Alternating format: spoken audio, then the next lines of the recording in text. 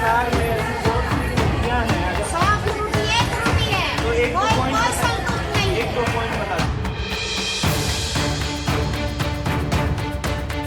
इतनी छोटी सी उम्र में एक पार्टी को ज्वाइन कर रहे हो, क्या लग रहा है माता पिता ने कैसा बताया आपको, पार्टी कैसी है?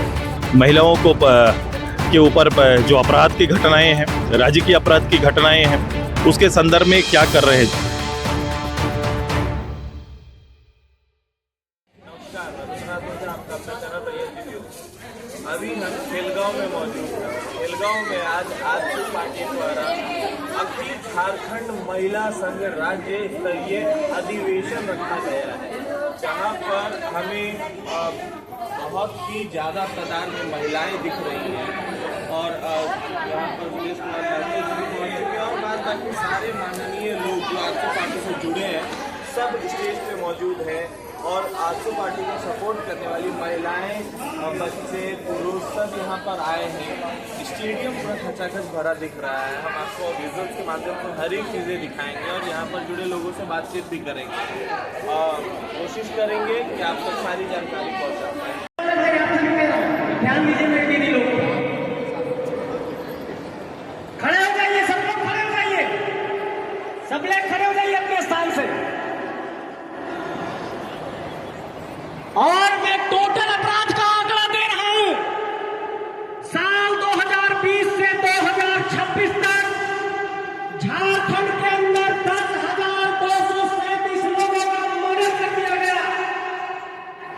साल 2020 से 2026 तक 8,990 महिलाओं के साथ रेप की घटना हो गई।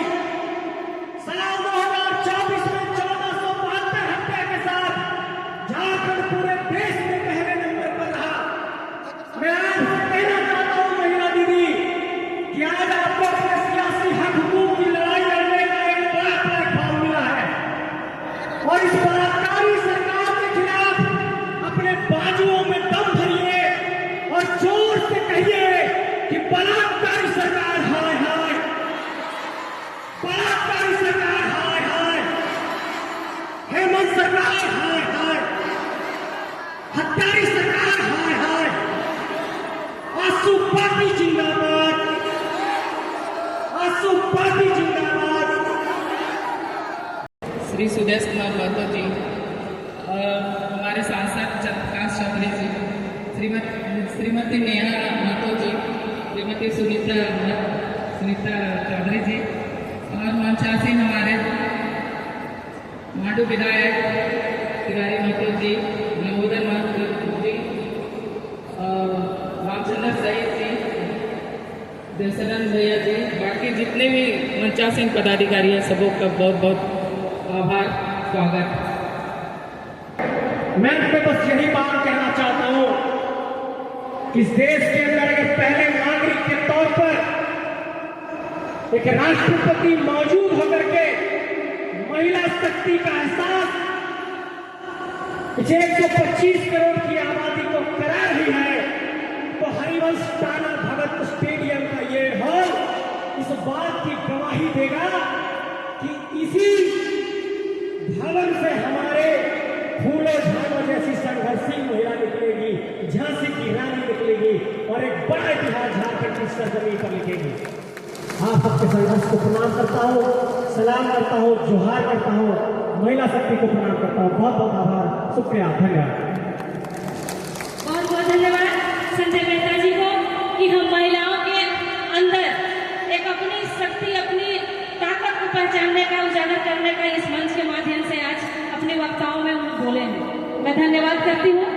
आज हम सभी परिचर्चा कर रहे हैं क्योंकि आज अधिवेशन का समय है, सबों को अलग अलग सब्जेक्ट में बोलने का मौका दिया गया है।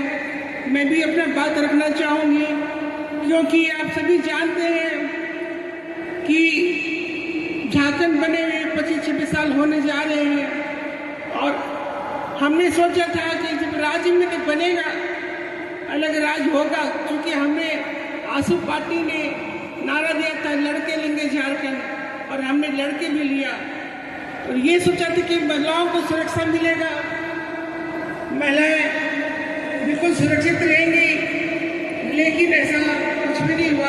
हमारा सपना अधूरा ही रह गया। महिला प्रतिनिधियों का आज सम्मेलन था। एक लंबे अरसे के बाद हम लोगों ने पार्टी की इस मूल इकाई, हमारी मूल इकाई के रूप में काम करने वाली इकाई के प्रतिनिधियों को आज हम लोग ने बुलाया था और राज्य के सभी ज़िले से लोग प्रतिनिधि यहाँ पर आए और इस राज्य के अंदर महिलाओं की चुनौतियाँ और इस पूरे समुदाय की चुनौतियों को हमने सामने रखा, प्रस्तावना भी लिए हैं प्रस्तावना के रूप में। और हमारी ये कोशिश होगी कि जो सरकार और सरकार के जो आंकड़े हैं, सरकार अपने आंकड़ों पर कृत कार्रवाई को सार्वजनिक करे कि सरकार महिला के अत्याचार के संदर्भ में महिलाओं को के ऊपर जो अपराध की घटनाएं हैं, राज्य की अपराध की घटनाएं हैं, उसके संदर्भ में क्या कर रहे हैं। जो एक बड़ा उदाहरण डॉक्टर लंबोदर बाबू ने रखा है, माने कोई राज्य में ऐसी अगर घटना घट जाए और समाज मौन रहे, ऐसा हो नहीं सकता है। आज उसी का इनकलाब करने के लिए सभी महिलाएं यहाँ पर आई है। सरकार का इन घटनाओं का न केवल निंदा करते हैं बल्कि सरकार को एक पल भी इन विषयों पर खासकर ये जवाबदेही लेते हुए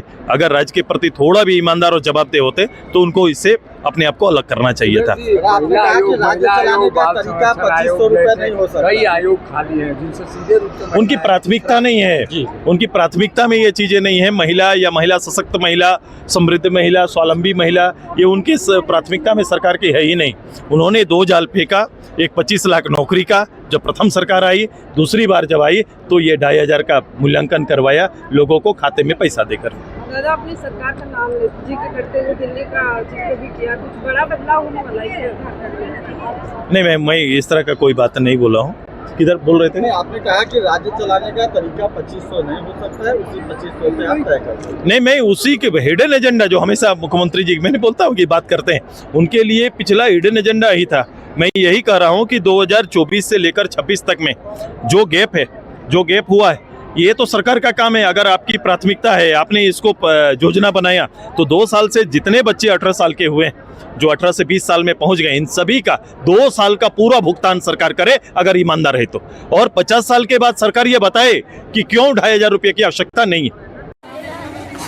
तो ये आपकी पार्टी का झंडा लेके चल रहे हो, इतनी छोटी सी उम्र में एक पार्टी को ज्वाइन कर रहे हो, तो क्या लग रहा है माता पिता ने कैसा बताया आपकी पार्टी कैसी है? और अच्छी पार्टी है। किसी को पहचान रहे थे यहाँ पे? किसी को नहीं पहचानते थे, लेकिन बात सुने इन लोगों का, बात सुन के कैसा लगा कि तुम्हारा भविष्य अच्छे हाथों में देना चाहिए, तो खुश हो? इनकी माता जी आप हुई, आपको क्या लगा? तो अच्छा तो लगा, लेकिन किन उम्मीदों से आपको लगता है कि पार्टी अच्छी होगी? क्योंकि देखिए, जैसे अभी हमारी बातें एक माता जी से हुई थी अभी, तो माता जी ने कहा कि सब वोट तो नहीं लेते, उसके बाद बदल जाए। क्या लगता है आपको कि ये लोग भी बदलेंगे या फिर ये लोग जैसे हैं वैसे ही रह जाएंगे?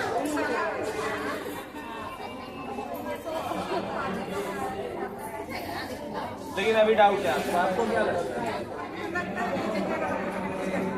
जीतेगा तो कुछ ना कुछ भला जरूर करेगा। अच्छा, तो ये जो अभी जो मौजूदा सरकार है, हेमंत सोरेन की सरकार, इनका पीढ़ी दर पीढ़ी यानी कि इनके पिताजी जिसको विषम गुरु कहा जा रहा है, तो उनकी सरकार में ऐसी क्या खामियां रह गई जो अब लगता है आपको कि आपकी पार्टी मतलब इस सरकार से भी आपको कोई निंदा नहीं है, लेकिन आप सपोर्ट इसको करें? तो एक आदमी एक ही वोट डाल सकता है, 2 जगह वोट नहीं डाल सकता।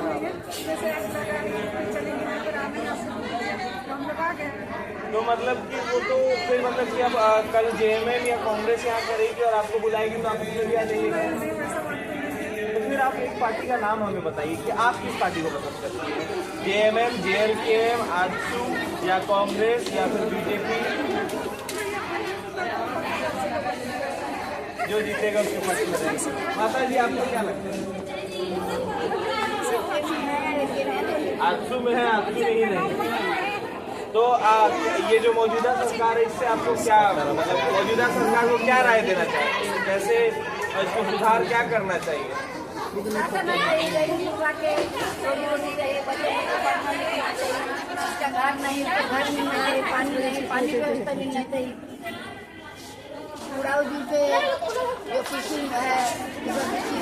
थोड़ा आइएगा। वो आदमी को मिलना चाहिए।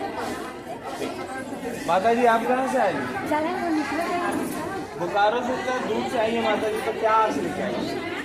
आज तो सभी लेकर के आते हैं कि कुछ हम लोग महिला लोग को लेकिन अभी तक अच्छा हुआ ही क्या। अभी माता जी आप यहाँ पर बोकारो से लगभग 100 किलोमीटर दूर से आप आ रही हैं और पूरा दिन आप यहाँ पर दे रही हैं, तो इस पार्टी को आप पूरा दिन दे रही हैं, तो जो उम्मीदों के साथ आप यहाँ आई थी, पिछले भाषण के बाद क्या लग रहा है कि वो उम्मीदें पूरी हो पाएगी?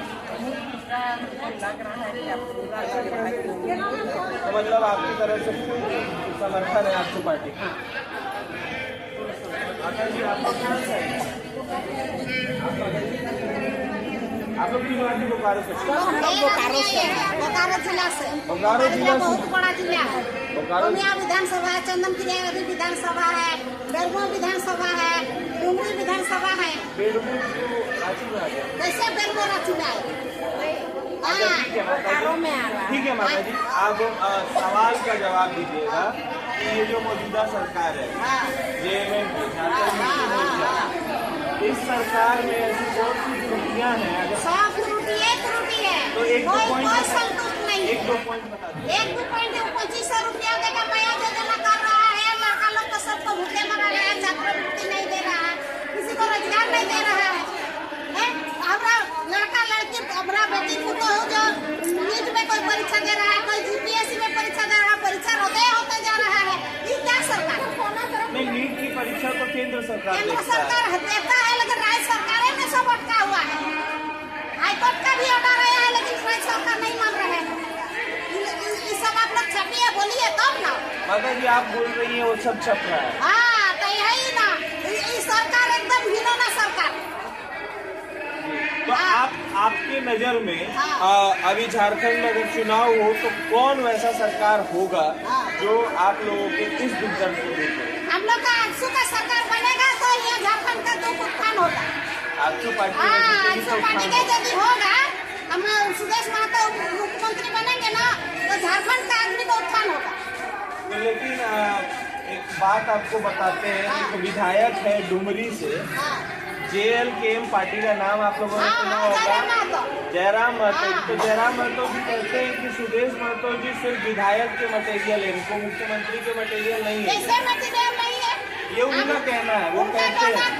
मेरा कहना है, आपका मुंह है, आप भी कुछ भी बोल देते हैं, मेरा भी मुंह है, हम भी कुछ बोल देते हैं, बोलने से नहीं कुछ कर्म देखा जाता है। तो लेकिन कर्मों के हिसाब से कर्मों के हिसाब से सुदेश महतो मुख्यमंत्री होना चाहिए। सुदेश महतो मुख्यमंत्री बनने चाहिए।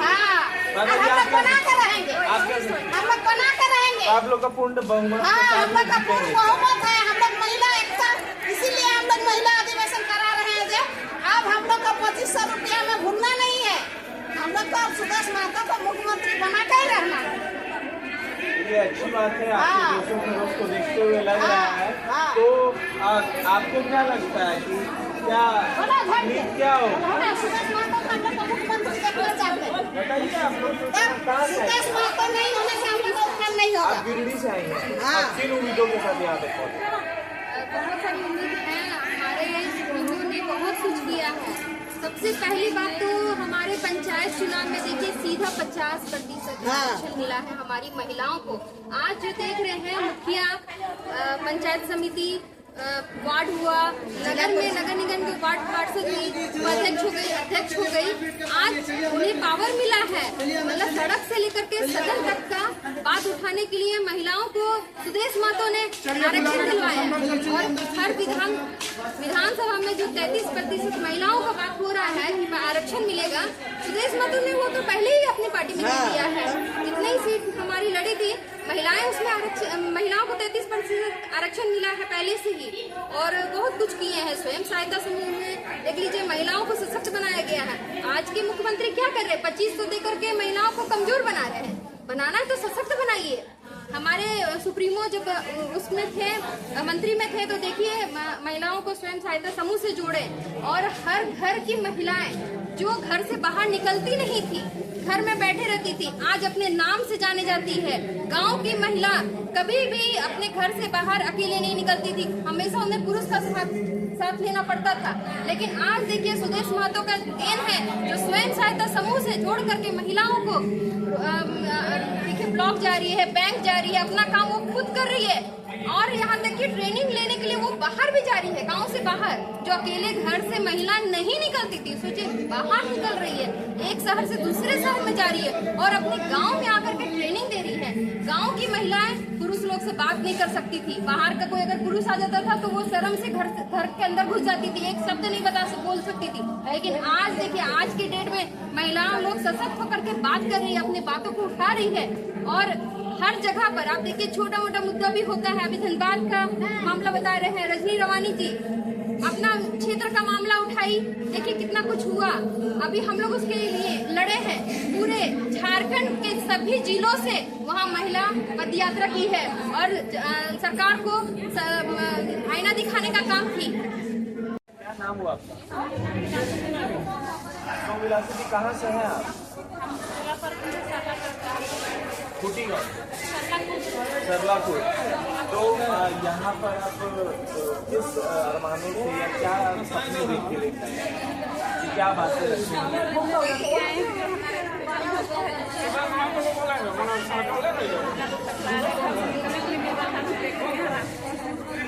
तो अभी तो मौजूदा सरकार जो है तो ये आजसू पार्टी का है, कहीं ना कहीं सरकार कितना व्यवस्था दे रहा है आपको?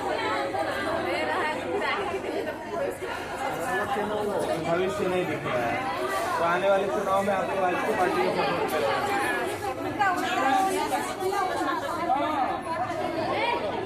माता जी, देखो हमें पता माता जी कहाँ से आई है? माता जी बांसुकिया से। तो माता जी आप तीनों बीजों के साथ यहाँ आए, हाँ, यहाँ पर क्या बात सोच के आई थी?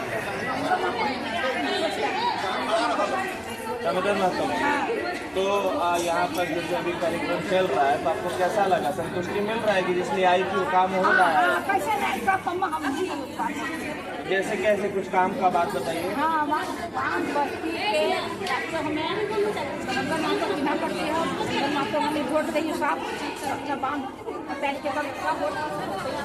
मतलब इस बार हेमंत सरकार हार जाएंगे और इस बार आजसू पार्टी सरकार बनाएगी?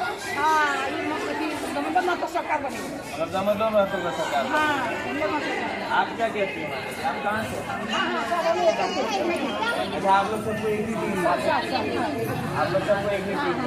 तो कोई ऐसा मतलब कि ये मौजूदा सरकार ऐसी कौन सा काम नहीं कर पा रही है जिस उम्मीद में लग रहा है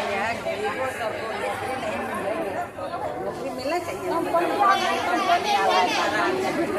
बाल बच्चा हम जब जगह जमीन सब टूट गए, सब प्रधान बन गए, सब कोला निकल गए। घर वाले सब पिछले साल टूट गए, बाल बच्चे कुछ रोजगार नहीं, कुछ रोजगार नहीं। अभी रोजगार लगे कब है, निकट है, रोजगार लगे कब चाहिए ना, चाहिए आप हमें कर रहे हैं, हम लोग को चाहिए, इसलिए हम लोग सोचे कि बोलेंगे। मतलब आप लोगों को अब 2029 के आने वाले चुनाव में उम्मीद और आस का दिया यही दिख रहा है? मतलब चुनाव होने के बाद में नहीं हो जाता है, वही बात पूछ रहे हैं। क्या लग रहा है आपको कि ये लोग साथ देंगे? तो अच्छा लग रहा है, अच्छा लग रहा है, अभी अच्छा लग रहा है, अभी उम्मीद है कि साथ देंगे। इस बार आप लोगों का कुल बहुमत आजसू पार्टी को है। देखिए यहाँ पर हम जुड़े नेताओं के भाषण भी सुने हमने, यहाँ पर अभी मौजूदा विधायक मौजूद सबकी बातें सुनी और उसके बाद फिर हमने सोचा कि यहाँ की महिलाओं से पूछते हैं कि क्या ये भी पैसे देके बुलाई हुई भीड़ है या फिर अपने मन से आए हैं। पता चला कि लोग अपने मन से आए हैं और इस बार ठान के आए हैं कि जो त्रुटियाँ इस सरकार से इनको नहीं मिल पाई, अब वो आजसू पार्टी को सपोर्ट करके जिता के विजयी बना के अपनी उम्मीद लगा के कि ये अब उनकी मदद करेगी, उनकी सहायता करेगी। 2500 का लॉलीपॉप लेके केवल वोट नहीं जीते। और गंभीर आरोप कविता सोरेन जी पे भी लगा है कि गांडू के विधायक है वो, लेकिन वो वहाँ पर सेलिब्रिटी की तरह जाती है, आम जनता उनसे मिल नहीं पाता है। वहाँ के रोड बेहद ही खराब है। लेकिन भैया न्यूज़ की इस बात को ध्यान में रखते हुए हम गांडू खुद जाएंगे और वहाँ की असलियत आपके सामने जरूर लाएंगे।